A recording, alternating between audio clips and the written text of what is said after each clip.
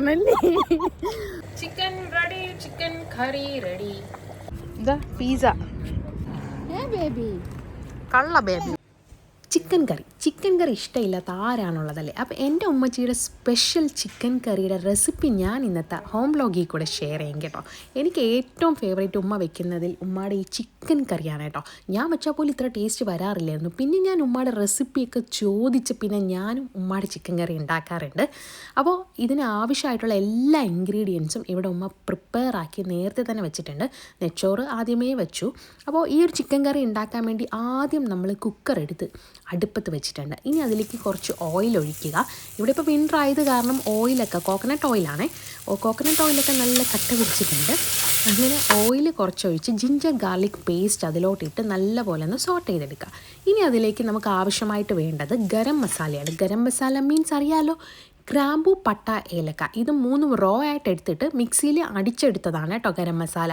Simple garam മസാലയാണ്. അപ്പോൾ ഗരം മസാല റെസിപ്പിയും കിട്ടിയല്ലോ, ഗരം മസാലയുടെ റെസിപ്പിയും കിട്ടിയല്ലോ. ഇനി നമുക്കിതിലേക്ക് ആവശ്യമായിട്ട് വേണ്ടത് ചെറിയ ഉള്ളിയാണ് കേട്ടോ. അതായത് നമ്മുടെ ഷാലറ്റ്സ് ഗൈസ്. ചെറിയ ഉള്ളിയാണ് ഇതിൻ്റെ മെയിൻ ഇൻഗ്രീഡിയൻ്റ് എന്ന് പറയുന്നത്. കാരണം ഈ ചെറിയ ഉള്ളി ഇട്ടാൽ മാത്രമേ ചിക്കൻ കറിക്ക് ഞാൻ വെക്കുന്നല്ല എൻ്റെ ഉമ്മ വെക്കുന്ന ഈ ചിക്കൻ കറിക്ക് അത്രയും ടേസ്റ്റ് വരുള്ളൂ. നമ്മൾ എല്ലാവരും സവാള ഇട്ടിട്ടായിരിക്കും ഉണ്ടാക്കുന്നത്. അപ്പോൾ സവാളയോടൊപ്പം തന്നെ ചെറിയ ഉള്ളി ഇടാൻ വേണ്ടി ശ്രദ്ധിക്കുക.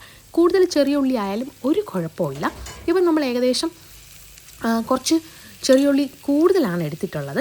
അപ്പം സവാളയും ചെറിയുള്ളിയും കൂടെ ഇട്ട് ഇനി ഒന്ന് നല്ല രീതിയിൽ സോട്ട് ചെയ്തെടുക്കുക. സോട്ട് ചെയ്യുന്ന സമയത്ത് ഉപ്പിട്ട് കൊടുക്കണം. ഉപ്പിടുന്നത് എന്തിനാണെന്ന് അറിയാലോ, പെട്ടെന്നൊന്ന് സോട്ടായിട്ട് വരാൻ വേണ്ടിയിട്ടാണ്. അപ്പോൾ ഇതിപ്പോൾ ഉള്ളി നല്ല രീതിയിൽ ഒന്ന് സോട്ടായി എടുക്കണമെന്നൊന്നുമില്ല. കാരണം നമ്മൾ അടച്ചു വെച്ചാണ് വേവിക്കാൻ പോകുന്നത് കുക്കർ. അപ്പോൾ വിസിലടിക്കുമ്പോൾ ചിക്കനും ഉള്ളിയും ഒക്കെ അതിൽ കൂടെ തന്നെ കിടന്ന് വെന്ത് വന്നോളും. ഓക്കെ. അപ്പോൾ ഉമ്മ നല്ല രീതിയിലൊന്ന് സോട്ട് ചെയ്തെടുത്തിട്ടുണ്ട്. ഇനി ഇതിലേക്ക് അടുത്ത മെയിൻ ഇൻഗ്രീഡിയൻ്റ് എന്ന് പറയുന്നത് തക്കാളി, രമ്പയില, കൊറിയാൻഡർ ലീവ്സ്, മല്ലിയില, പിന്നെ പച്ചമുളക് കട്ട് ചെയ്തിട്ടതാണ്, ചതച്ചതൊന്നുമല്ല, കട്ട് ചെയ്താണ് ഇട്ടേക്കുന്നത്. ഇത്രയും കൂടെ ഇട്ട് വീണ്ടും ഒന്ന് നല്ല രീതിയിൽ സോട്ട് ചെയ്യുക. ഗൈസ്, മെയിൻ ഇൻഗ്രീഡിയൻസ് ഈ ചിക്കൻ കറിക്ക് ടേസ്റ്റ് കൂടാനുള്ള രണ്ട് ഇൻഗ്രീഡിയൻ്റാണ്. ഒന്നെന്ന് പറയുന്നത് ചെറിയ ഉള്ളി, 2 രമ്പയില. എൻ്റെ ഉമ്മ ഏത് കറി വെച്ചാലും അതിൽ രമ്പയില ഇട്ടേക്കും. എങ്കിൽ ഇതിപ്പോൾ കടലക്കറി ആണെങ്കിലും ഉരുളക്കിഴങ്ങ് കറി ആണെങ്കിലും ചിക്കൻ കറിയുടെ അതേ ടേസ്റ്റാണ്. എന്തെന്ന് വെച്ചാൽ ഈ ഒരു രമ്പയില അതിൽ ആഡ് ചെയ്യുന്നതുകൊണ്ടാണ്. ഈ ഒരു രീതിയിൽ തന്നെയാണ് എല്ലാ കറിയും വെക്കാറ്. അപ്പോൾ നമ്മൾ ഇനി ചിക്കൻ അതിലോട്ട് ഇട്ടിട്ടുണ്ട്. ഇത് നമ്മളിപ്പം ഫ്രഷ് ചിക്കൻ മേടിച്ചതാണ്. കാരണം ഇവിടെ സാധാരണ നമ്മൾ ലുലുവിൽ നിന്നൊക്കെയാണ് മേടിക്കുന്നത്. ഇപ്പോൾ ഇവിടെ അൽക്കോറിൽ വന്നതിന് ശേഷം ഫ്രഷ് ചിക്കനൊക്കെ മേടിക്കാറുണ്ട്. അതുകൊണ്ട് തന്നെ ലിവറൊക്കെ കിട്ടും. നമ്മൾ ലുലുവിൽ പോകുമ്പോൾ അവർ ലിവറൊക്കെ മാറ്റി വയ്ക്കും. സെപ്പറേറ്റ് അത് നമ്മൾ മേടിക്കണമെങ്കിൽ സെപ്പറേറ്റ് പൈസ കൊടുത്താണ് മേടിക്കുന്നത്. അപ്പോൾ ഇതാകുമ്പോൾ 20 റിയാലേ ഉള്ളൂ. നമുക്ക് ഇവിടുത്തെ ചിക്കൻ ഷോപ്പ് എന്ന് പറയുന്നത് നമ്മൾ ഏത് ചിക്കൻ മേടിച്ചാലും 20 റിയാലാണ് കേട്ടോ. നമുക്ക് ഇപ്പോൾ വലിയ ചിക്കൻ ആണെങ്കിലും ചെറിയ ചിക്കൻ ആണെങ്കിലും നമ്മൾ കാണിച്ചു കൊടുക്കുമ്പോൾ അവർ നമുക്കത് എടുത്തു തരും. പക്ഷേ റേറ്റ് സെയിം ആണ്, 20 റിയാൽ. അപ്പം നമ്മളിപ്പം ലുലുവിൽ നിന്ന് മേടിക്കുന്നതിനെക്കാട്ടി ക്വാണ്ടിറ്റി എനിക്ക് ഫ്രഷ് ചിക്കൻ ഈ നമ്മളല്ലാതെ മേടിക്കുമ്പോൾ തോന്നാറുണ്ട്. അതുകൊണ്ട് ഇപ്പം നമ്മൾ ഫ്രഷ് ചിക്കനാണ് മേടിക്കുന്നത്. അപ്പോൾ നമ്മൾ ഇതിലോട്ട് ചിക്കൻ ആഡ് ചെയ്തിട്ടുണ്ട്. ഇനി കുറച്ച് മഞ്ഞപ്പൊടിയും കൂടെ ഇട്ട് ഒന്ന് ഇളക്കിയെടുത്തതിന് ശേഷം ആവശ്യത്തിന് വെള്ളം ഒഴിച്ച് കുക്കറൊന്ന് അടച്ചു വെക്കുക.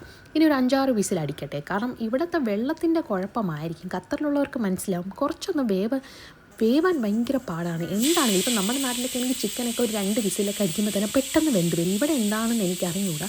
ഒരു 5-6 വിസിലെങ്കിലും ഞാൻ അടുപ്പിക്കും. എങ്കിൽ മാത്രമേ നല്ല രീതിയിൽ ചിക്കനൊക്കെ വെന്ത് വരുള്ളൂ. ആ ചിക്കനിന് മാത്രമല്ല, ഇപ്പം നെച്ചോറ് വെച്ചാലാണെങ്കിൽ നമ്മുടെ നാട്ടിൽ 2 വിസിൽ അടുപ്പിക്കുന്ന ഇവിടെ 4-5 വിസിൽ അടുപ്പിക്കേണ്ടി വരും. ഇവിടുത്തെ വെള്ളത്തിൻ്റെ ഒരു വ്യത്യാസമായിരിക്കാം.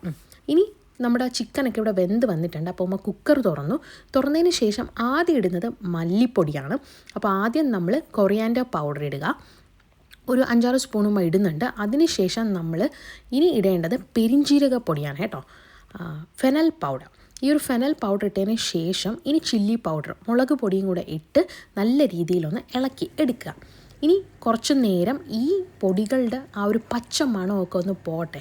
അതിനായിട്ട് നല്ല രീതിയിലൊന്ന് തിളയ്ക്കാൻ വെക്കണം കേട്ടോ. സത്യം പറഞ്ഞാൽ ചിക്കൻ കറി ഇതാ റെഡി ആയിട്ടുണ്ട്. സിമ്പിളാണ്, ഈസിയുമാണ്, നല്ല ടേസ്റ്റുമാണ്. നിങ്ങൾ ഉണ്ടാക്കി നോക്കിയിട്ട് കോമൻറ്റ് ചെയ്യണം. ഈ ഒരു റെസിപ്പി നിങ്ങൾ മസ്റ്റ് ട്രൈ ആണ്. നല്ല ടേസ്റ്റാണ്. അപ്പോൾ ഇനി മസാലയൊക്കെ നല്ല രീതിയിൽ ഒന്ന് പച്ചമണമൊക്കെ മാറി ഒന്ന് ചിക്കനിലോട്ട് പിടിക്കട്ടെ. ഇതാ നല്ല രീതിയിൽ ചിക്കൻ കറി തിളച്ച് വരുന്നുണ്ട്. ഞാൻ സത്യം പറഞ്ഞാൽ ഇത് കഴിഞ്ഞ ഒരു വ്ളോഗാണ് കണ്ടിട്ട് എനിക്ക് വീണ്ടും കൊതി വരുന്നു ചിക്കൻ കറി കൂട്ടാനായിട്ട്. അങ്ങനെ നമ്മുടെ സിമ്പിളായിട്ടുള്ള ചിക്കൻ കറി റെഡി ആയിട്ടുണ്ട്. ഇനി ഞാൻ പോയിരുന്ന ലഞ്ച് കഴിക്കട്ടെ. അപ്പോൾ ലഞ്ച് കഴിഞ്ഞ ദിവസം അതിൻ്റെ വ്ളോഗ് ഞാൻ ഓൾറെഡി ഷെയർ ചെയ്തിരുന്നു. വാപ്പയുടെ കപ്സ വെച്ചിട്ടുണ്ടായിരുന്നു. അപ്പോൾ ആ കപ്സ ചോറ് ഇരുന്നത് കാരണം അത് ചൂടാക്കി ചിക്കൻ ഒരു കാലുമൊക്കെ എടുത്ത് വെച്ച് കഴിച്ചു. ഇനി ഞങ്ങളിതാ പുറത്ത് വാക്കിങ്ങിന് പോവുകയാണ്. അപ്പോൾ സ്ട്രോളർ കാറിൽ തന്നെ വെച്ചിട്ടുണ്ട്. ഇപ്പം പുറത്തൊക്കെ എപ്പോഴും കറങ്ങാൻ പോകുന്നത് കാരണം കാറിൽ തന്നെ സ്ട്രോളർ വെച്ചിരിക്കും. അപ്പോൾ ആവശ്യമുണ്ടെങ്കിൽ പോയി എടുത്താൽ മതിയല്ലോ. അങ്ങനെ സ്ട്രോളർ എടുത്തിട്ട് ഞാൻ റീക്കായും എമ്മറും കൂടെ ഉമ്മായും വാപ്പയും വെയിറ്റ് ചെയ്യണം. അവരും വരുന്നുണ്ട്, റെഡി ആയിക്കൊണ്ടിരുന്നു.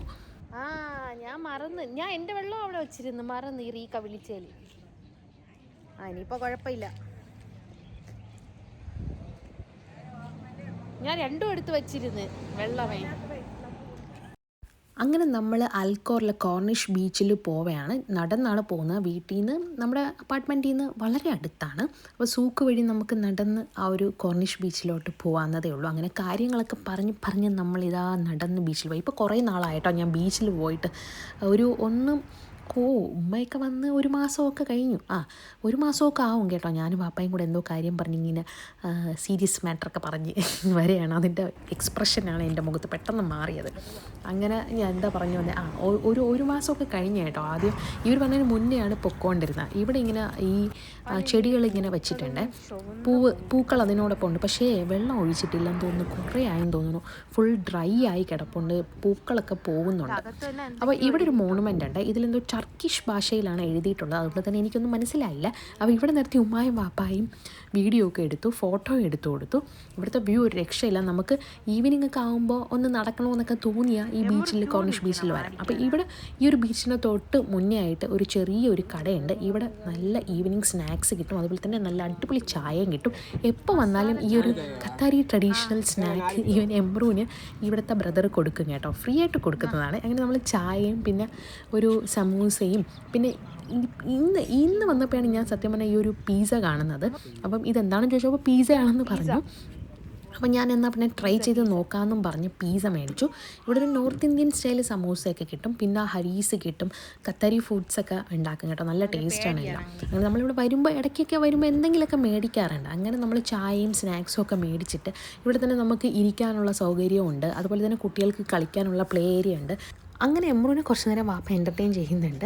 അപ്പോൾ ഇതിലിരുന്ന് കളിക്കാറൊന്നും ആയിട്ടില്ല, പക്ഷേ ഇരുത്തി കൊടുത്തപ്പോൾ പിന്നെ ആളിന് ഭയങ്കര ഇഷ്ടപ്പെട്ടു. സ്വയം ഇങ്ങനെ ചെറിയ വരെയാണ്.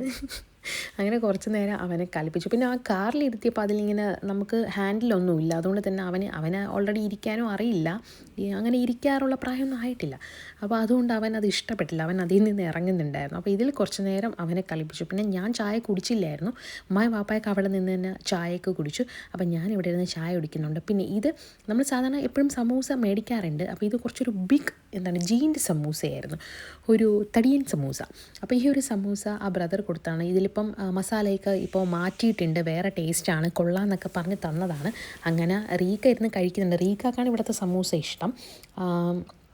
എനിക്ക് എൻ്റെ ടേസ്റ്റ് അല്ല, അതുകൊണ്ട് സമൂസ എനിക്ക് ഇഷ്ടമാണ്. പക്ഷേ ഈ ഒരു സമൂസ എൻ്റെ ടേസ്റ്റ് അല്ല, അതുകൊണ്ട് ഞാൻ അധികം കഴിക്കാറില്ല. അപ്പോൾ റീക്ക ഇരുന്ന് അതൊക്കെ കൊള്ളാമെന്നൊക്കെ പറഞ്ഞ് കഴിച്ചു.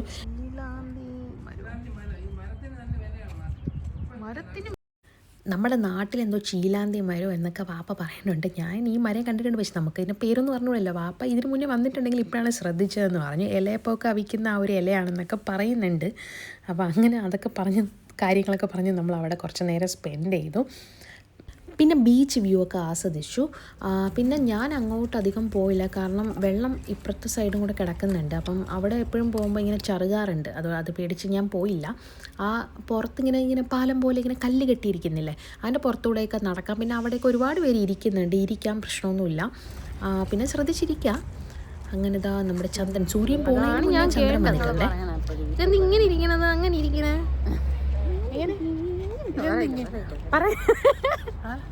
ഇങ്ങനെ ഇരിക്കണ ഇങ്ങനെ ഇരിക്കണ മിണ്ടാതെ പറഞ്ഞല്ലേ, മിണ്ടാതെ പറയണ. ഞാൻ ഇങ്ങനെ ഉമ്മായെ കളിയാക്കിക്കൊണ്ട് വരികയാണ്. അപ്പം നമ്മുടെ ഈവനിങ് വാക്ക് കഴിഞ്ഞ് ഇനി വീട്ടിലോട്ട് പോവുകയാണ്. സൂര്യൻ റൈറ്റ് സൈഡിൽ നിൽപ്പുണ്ട്, ചന്ദ്രൻ ലെഫ്റ്റ് സൈഡിലുണ്ടായിരുന്നു. എന്ത് പറയുക, രണ്ടുപേരും ഒന്നിച്ചായിരുന്നു. അപ്പോൾ ഗൈസ് നമ്മൾ തിരിച്ച് വീട്ടിലോട്ട് പോകണം. അപ്പോൾ ഈ ഒരു കുട്ടി വ്ളോഗ് നിങ്ങൾക്ക് ഇഷ്ടപ്പെട്ടാൽ നിങ്ങൾ ലൈക്ക് ചെയ്യണം, കോമൻറ്റ് ചെയ്യാൻ മറക്കണ്ട. അതുപോലെ തന്നെ എൻ്റെ ചാനൽ ഇതുവരെയും സബ്സ്ക്രൈബ് ചെയ്യാത്തവരാണെങ്കിൽ സബ്സ്ക്രൈബ് ചെയ്യുക. എങ്കിൽ മാത്രമേ ഖത്തറിലെ എൻ്റെ വിശേഷങ്ങളൊക്കെ അറിയാൻ പറ്റുള്ളൂ. പിന്നെ ഖത്തറിൽ ഒരുപാട് ട്രാവൽ വ്ളോഗ്സ് ഞാൻ അപ്ലോഡ് ചെയ്യാറുണ്ട്. ഖത്തറിലെ ട്രാവൽ പ്ലേസസ് ഏതൊക്കെയാണെന്ന് നിങ്ങൾക്ക് മനസ്സിലാകണമെങ്കിലും എൻ്റെ ഈ ചാനൽ സബ്സ്ക്രൈബ് ചെയ്താൽ മതിയാവും. അപ്പോൾ നമ്മളിങ്ങനെ നടന്നു പോയപ്പോൾ ഇവിടെ ഒരു പക്ഷിയെ കണ്ട കേട്ടോ. അപ്പോൾ ഞാൻ വിചാരിച്ചു എന്നാൽ പിന്നെ അതൊന്ന് കാണിച്ച് തരാമെന്ന്. ഇതാ സൂം ചെയ്ത് എടുക്കുന്നുണ്ട്. ഇതെന്താണ് സംഭവം എന്നൊന്നും എനിക്കിതുവരെ മനസ്സിലായില്ല. മരം കൊത്തിയാണോ എന്തോ. അപ്പോൾ എന്തെങ്കിലും ആവട്ടെ. അപ്പോൾ വീട് എത്തിയിട്ടുണ്ട്. പുതിയൊരു വ്ളോഗിൽ കാണാം. Tata bye bye.